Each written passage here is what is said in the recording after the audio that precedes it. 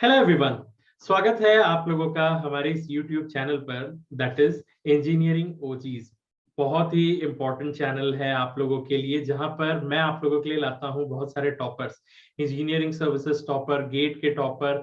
और आज हमारे साथ एक ऐसे ही लेजेंडरी टॉपर बैठे हुए हैं जो एक्सपीरियंस का खजाना है। जब कोई एक स्टूडेंट ड्रीम करता है कि वो साइंटिस्ट बने, बहुत सारी चीजें उनके दिमाग में आती हैं कि क्या मैं बन सकता हूँ, क्या ये जॉब मेरे लिए है, क्या-क्या क्वालिटीज होनी चाहिए। तो इन सब का जवाब आज हमें इसरो टॉपर खुद अपनी ज़बानी बताने वाले हैं। So let's welcome ma'am. Ma'am, आपका बहुत-बहुत स्वागत है हमारे इस चैनल पर। सबसे पहले आप अपने बारे में कुछ बताइए।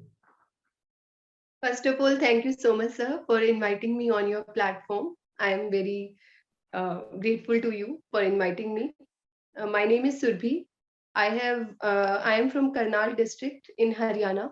I have done my graduation from YMCA University of Science and Technology, Faridabad in Haryana in 2016.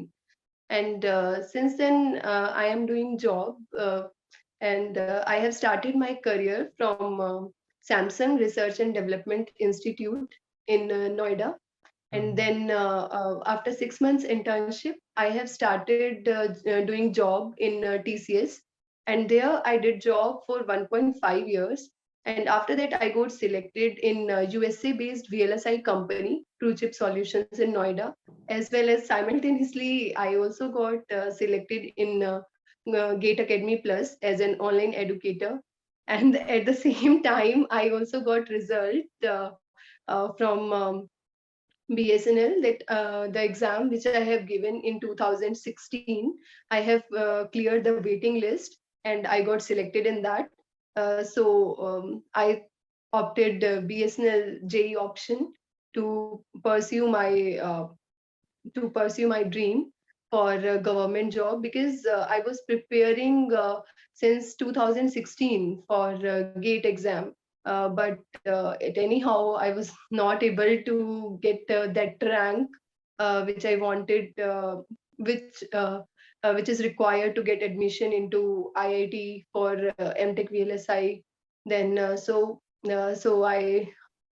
I was getting failed in that. In GATE 2016, I achieved 4,000 rank, which was not up to the mark to get admission into IIT. So I dropped that option and joined this internship in Samsung. And then after doing training in TCS also, I was like, I came to know, no, I don't want this job in IT sector after doing so much hard work in my core electronic field. So anyhow, I wanted job in my core electronics field. So I thought while working in TCS, I will prepare for GATE exam or my मतलब gate exam के लिए मैं prepare करती रही। या कोई भी तो टेक्निकल उस एग्जामिनेशंस के लिए। हाँ, टेक्निकल एग्जाम के लिए प्रिपेयर किया मैंने। 2018 में मैं अपीयर हुई थी, गेट 2018 में अपीयर हुई, गेट 2016 के बाद 2017 में मैं अपीयर नहीं हुई किसी भी एग्जाम में बिकॉज ऑफ ट्रेनिंग और इंटर्नशिप। देन मुझे लगा कि 2018 में भी वो रैंक अचीव नहीं हुआ, फिर भी 4000 रैंक ही आया, नहीं अचीव हो पाया। और देन उसके बाद बट मैंने सोचा कि चलो गेट नहीं तो मेरे को कोर इलेक्ट्रॉनिक्स में वीएलएसआई सेक्टर में एक्सप्लोर करना चाहिए, क्योंकि वीएलएसआई में digital electronics, analogue electronics, network, circuit theory पे अगर मेरा इंटरव्यू होगा तो उस पे बेस्ड होगा। तो मैंने वीएलएसआई की कंपनी में इंटरव्यू दिया और वहां पे मेरा सिलेक्शन भी हो गया, क्योंकि वहां पे उन्होंने गेट से रिलेटेड ही जो मैंने पढ़ा था वही काम आया। और साथ ही साथ मैंने तब वो आया था कि गेट अकेडमी प्लस में ऑनलाइन एडुकेटर का आया था, तो उसमें दिया इंटरव्यू, तो वहां पर भी सिलेक्शन हुआ। बट सेम टाइम पे बीएसएनएल जेई का भी रिजल्ट आया कि जो मैंने 2016 में एग्जाम दिया। तो फिर मैंने बीएसएनएल ज्वाइन किया पेरेंट्स के साथ डिस्कशन के बाद कि सिर्फ बीएसएनएल ऐसा प्लेटफॉर्म है जहां पर मैं जाकर अपने ड्रीम को परस्यू कर सकती हूँ। क्योंकि मुझे ये था कि मैं ग्रेड सी पोस्ट पे ज्वाइन कर रही थी। ये मेरे लिए एक बहुत बड़ा चैलेंज था कि मैं ग्रेड सी पोस्ट पर ज्वाइन कर रही हूँ। क्योंकि ग्रेड सी मैंने कभी नहीं सोचा था मैं ग्रेड सी पोस्ट पे ज्वाइन करूंगी, और वो भी इतना ज्यादा अपनी लाइफ में हार्ड वर्क करने के बाद। मैंने मतलब कभी जब 2018 में गेट के लिए प्रिपेयर किया था तो 12 आवर्स 15 आवर्स इतने इतने आवर्स स्टडी करने के बाद अपने कोर इलेक्ट्रॉनिक सेक्टर में कोई भी ग्रेड सी पोस्ट पर नहीं आना चाहेगा।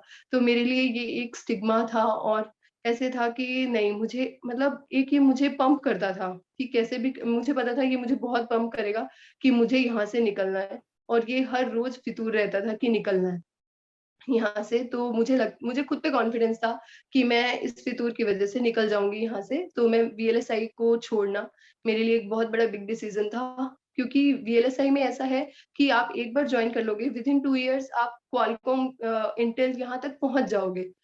2 साल भी अगर एक्सपीरियंस आप ले लेते हो किसी अच्छी कंपनी में।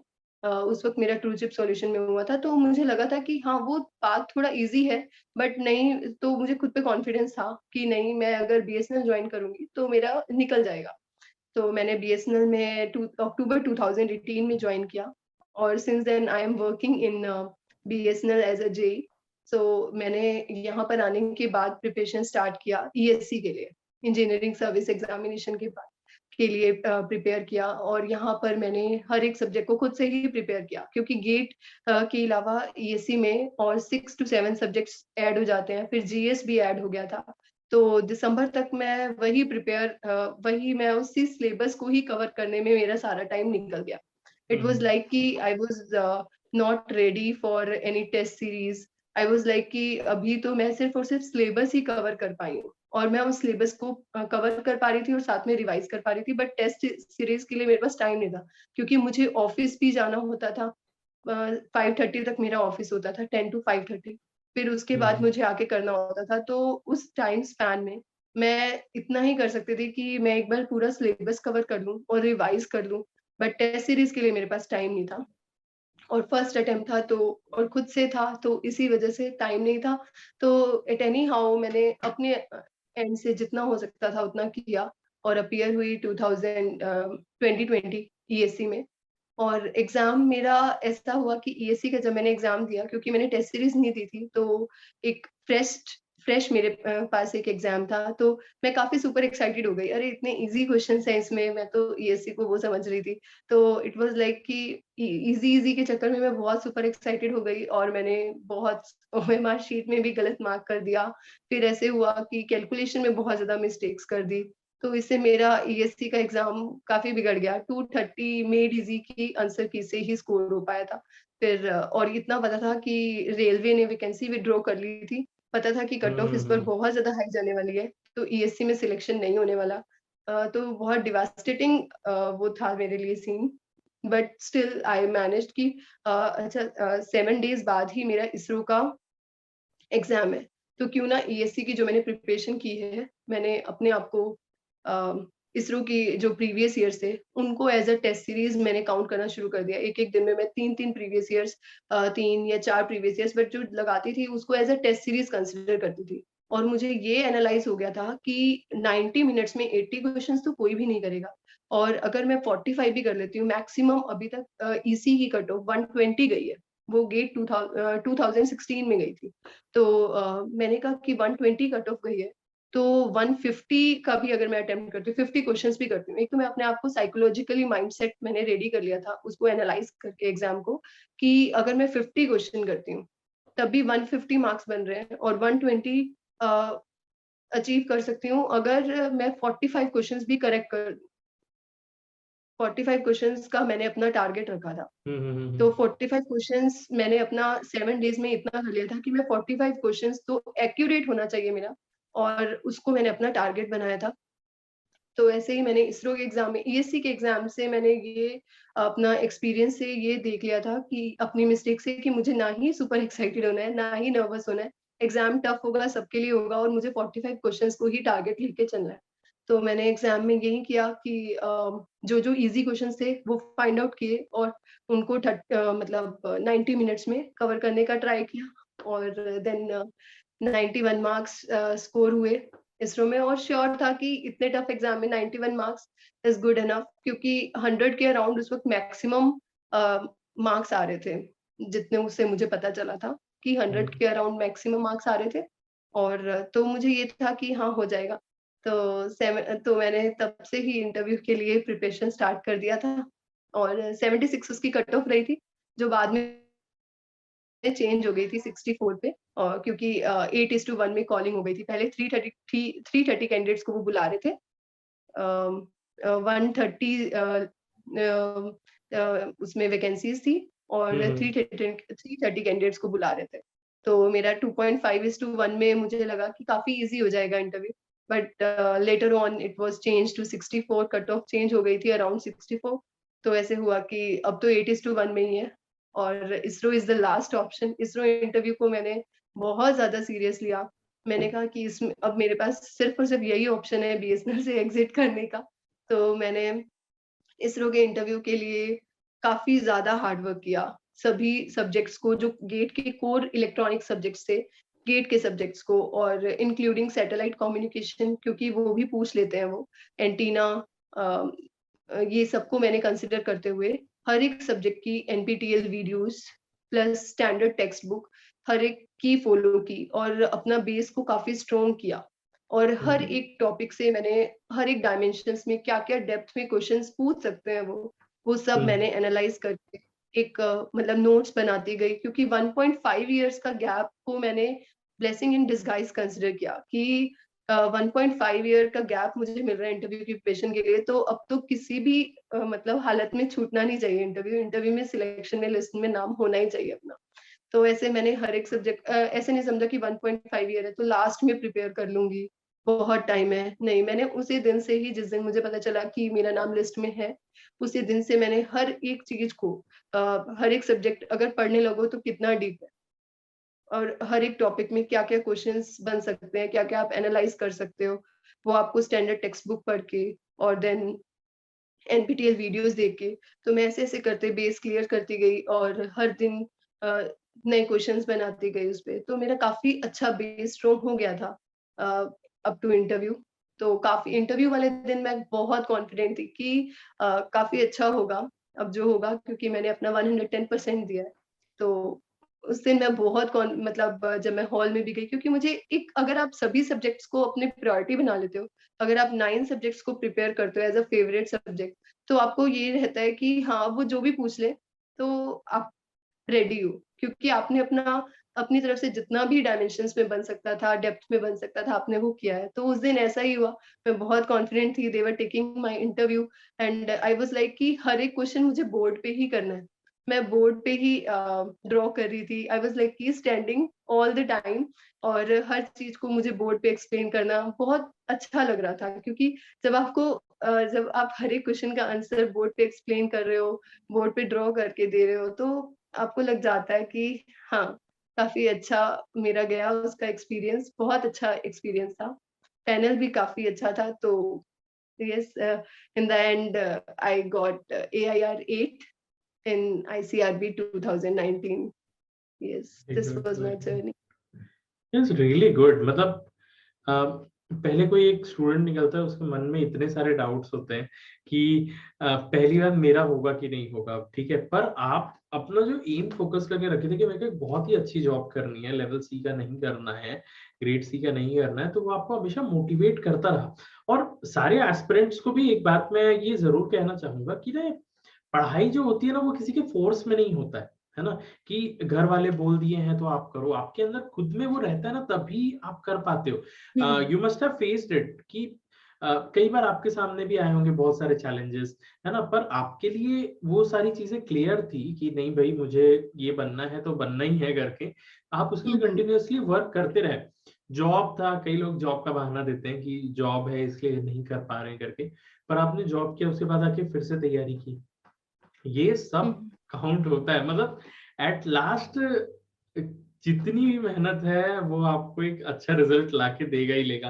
पर ना मैं ये सबसे पहले जानना चाहता हूँ ना कि ये सारे स्टूडेंट्स के भी दिमाग में डाउट आएगा कि इतने साल का गैप रहा है, तो आपके इंटरव्यू के टाइम में कुछ प्रॉब्लम नहीं हुआ क्या? बीच बीच में आपका गैप था और क्या बोला गया था, मतलब कुछ इससे रिलेटेड सर कुछ मेरा ऐसा? कभी गैप रहा ही नहीं, क्योंकि जैसे ही मेरा बीटेक कंप्लीट हुआ 2016 में, तभी मैंने जो टीसीएस में ज्वाइनिंग पीरियड में टाइम था, जो डिले अच्छा। होता है, उसमें हाँ, मैंने हाँ। ऑफ कैंपस इंटर्नशिप के लिए अप्लाई कर दिया था सैमसंग में। ओके, ओके, तो ओके। वो गैप 4 मंथ्स का गैप था, वो भी मैंने सैमसंग आर&डी इलेक्ट्रॉनिक्स में अच्छा, अच्छा। इंटर्नशिप किया। तो फिर टीसीएस में मैं जब जॉब कर रही थी, 1.5 इयर्स मैंने टीसीएस में जॉब किया। हुँ। टीसीएस में जॉब करते हुए ही मैं गेट के लिए प्रिपेयर कर रही थी और वो तो नहीं हुआ फिर, बट मैंने गेट की ही जो मैंने प्रिपरेशन की थी उसी से ही मैंने सर्च किया कि मैं और हुँ। किस सेक्टर में एक्सप्लोर कर सकती हूँ। तो मुझे वीएलएसआई दिखा, मुझे ओके, हाँ, वो जो ओके, गेट ओके। एकेडमी का जो आया था वो दिखा। तो और उसी टाइम रिजल्ट भी आ गया था बीएसएनएल जेईई का और मैंने साथ-साथ वही जॉइन कर लिया था बीएसएनएल जेईई। कोई गैप रहा ही नहीं, मतलब अच्छा, तो ये नहीं क्वेश्चन उन्होंने नहीं, नहीं, मुझे ये जानना है कि जैसे आपको कभी ऐसा मतलब जॉब से रिलेटेड भी क्वेश्चन पूछे जाते हैं क्या इसरो में? ऐसा कुछ है? सर मैंने ऐसे किया था क्योंकि वहाँ पे 8 कैंडिडेट्स को बुलाया गया था मेरे स्लॉट में। हुँ। 8 कैंडिडेट्स थे और लकीली वो सब मतलब 5 कैंडिडेट्स अराउंड बीएसएनएल के ही थे। अच्छा। मेरा इंटरव्यू चंडीगढ़ में हुआ था, तो हुँ। उनकी भी सीडीआर टीम थी, मेरी भी सीडीआर टीम है। तो उनसे पूछा कि जब वो आ रहे थे अपना एक्सपीरियंस बता रहे थे कि उन्होंने सीडीआर बोला, तो वो काफ़ी wide CDR call detail records काफ़ी वाइड उसमें काफ़ी वाइड ब्रांच है। इसमें आप पूरा कम्युनिकेशन सेक्टर कवर कर सकते हो। तो मैंने यहाँ पे सोचा कि मुझे कम्युनिकेशन में जो बोलना है अपने फेवरेट सब्जेक्ट में वो एनालॉग कम्युनिकेशन, डिजिटल कम्युनिकेशन और satellite communication, optical fibre communication ये बोलना है। अगर मैं वायरलेस कम्युनिकेशन बोलूँगी तो इसका कोई मतलब इट्स एंडलेस और क्योंकि मैं इस पे वर्क कर रही हूँ तो और भी ज़्यादा डीप क्वेश्चंस बन सकते हैं और उनको ऐसे ही क्वेश्चंस पूछे जा रहे थे। तो मैंने उसमें जो मैं सीडीआर में काम करती हूँ, सिक्वल में काम करती हूँ, स्ट्रक्चर क्वेरी लैंग्वेज में और टीसीएस में भी मेरा काम सिक्वल पे ही था, सिक्वल लैंग्वेज पे। तो मैंने उनको बोला कि टीसीएस में भी मैंने सिक्वल लैंग्वेज पे काम किया है और बीएसएनएल में भी मैंने सिक्वल लैंग्वेज पे ही काम किया। मैंने सीडीआर ना बोलकर सिक्वल लैंग्वेज पे वर्क बोला। तो सिक्वल लैंग्वेज बोलने से यहाँ पे मेरा वो ओवरकम हो गया और उन्होंने जो लेटेस्ट टेक्नोलॉजी चल रही है 4G, 5G इस पे क्वेश्चंस पूछे थे कि 4G और 5G में डिफरेंस क्या है और 4G किस टेक्नोलॉजी पे है, 5G किस टेक्नोलॉजी पे है, फ्रीक्वेंसी अगर इंक्रीज कर दी तो डाटा रेट क्या होगा? तो उनके क्वेश्चंस जो थे वो बेसिक्स पे चले गए थे और 4G 5G में जो अभी टेक्नोलॉजी आ रहा है वो कोई भी अगर मैं हूँ, कोई और स्टूडेंट भी हो, वो सभी ये सब 4G 5G तो पढ़कर जाएँगे ही अगर वो इसी के हैं। तो इसीलिए मेरा जॉब से रिलेटेड नहीं पूछा गया, ना ही मुझसे प्रोजेक्ट से रिलेटेड पूछा क्योंकि बीटेक किए हुए काफ़ी टाइम हो गया था। तो हुँ, मैंने हुँ। हाँ, इस ट्रिक को फ़ॉलो किया इंटरव्यू में जब मैं गई। क्योंकि मैंने एनालाइज़ किया कि मुझे यही बोलना चाहिए और मैं यही सोच कर भी गई थी। क्योंकि हुँ। जिस चीज़ पे आप बहुत ज़्यादा कॉन्फिडेंस हो सिर्फ वही बोलो। अगर आप सीडीआर बोलोगे तो इट्स वेरी वाइड फील्ड। तो मैंने इस ट्रिक को फ़ॉलो किया कि उसमें मैंने सीक्वल किया है तो सीक्वल को ही मैं बोलूँगी क्योंकि सीक्वल की क्वेरीज़ भी मुझे आती हैं, प्रोग्रामिंग भी आती है। अगर वो पूछेंगे इन केस तो मैं बता सकती हूँ। तो इसीलिए मैंने वो बोला। नहीं, ये बहुत अच्छा है कि आप ना तुरंत अपना एक प्लान बना लेते हो हमेशा कि हाँ जी, मुझे प्लान ये तो हाँ। मैंने किया है। हाँ, हाँ, हाँ, हाँ। मतलब ये हर जगह आपका काम आया है कि मुझे पहले इसको जॉइन करना है, फिर मैं साथ-साथ में इसकी तैयारी करूँगी। ये प्लानिंग हो गई या नेक्स्ट इमीडिएट अगर कुछ आ रहा है तो मेरे पास 1.5 साल है, मैं उसके लिए पूरा तैयार कर लूँगी और फिर वो इमीडिएट कि इस टाइप के क्वेश्चन्स पूछे जा रहे हैं तो मैं इसी टाइप का जवाब दूँगी करके। तो ये बहुत अच्छी बात है। यस। तो एक इम्पोर्टेंट क्वेश्चन अगर मैं आपका स्टूडेंट हूँ, तो मुझे भी आपके जैसे एक साइंटिस्ट बनना है, वो भी इसरो इसरो मतलब अभी पूरे वर्ल्ड में छाया हुआ है। इंडिया में तो मूवीज़ बनने के पहले भी इतना ज़्यादा फेमस था। तो अगर कोई आपको हाँ देख जी। के इंस्पायर होता है, तो कहाँ से स्टार्ट करना चाहिए? मतलब आपके हिसाब से बुक्स पढ़ना चाहिए, नोट्स पढ़ना चाहिए, सब कुछ पढ़ लेना चाहिए कि कैसे करना चाहिए तैयारी? It's time to experience something glorious. Unacademy Combat. Compete, crack, conquer. A challenging gate contest engineered to give you an experience like none other. where you put your knowledge to test. and battle it out with the best. To bring out the best in you, Unacademy Combat is the most competitive, gamified contest for gate till date, with the best of the questions by best educators. With detailed video solutions from top educators right after each contest. Combat live with peers to get real-time rankings and win big. Participate in every contest to improve your ratings. Challenging contests every fortnight or alternate Sunday. Live ranking after every question. Big rewards for top rankers. Your passion to crack GATE deserves this. Your hard work towards your dream deserves this. Fuel your inner fire for the ultimate GATE challenge. Unacademy Combat. Register now.